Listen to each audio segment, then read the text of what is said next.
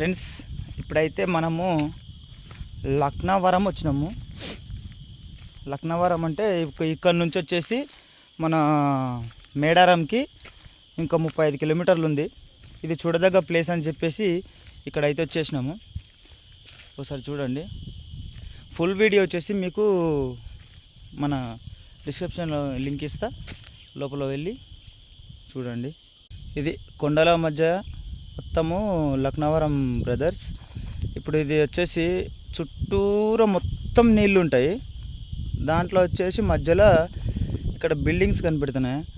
ఆ మధ్యలో బిల్డింగ్స్ గిట్ట ఉంటాయి. ఆ చుట్టుపక్కల మొత్తం నీళ్ళు ఉంటాయి. బోటింగ్ పడవలు గిట్టంగా ఉంటాయి.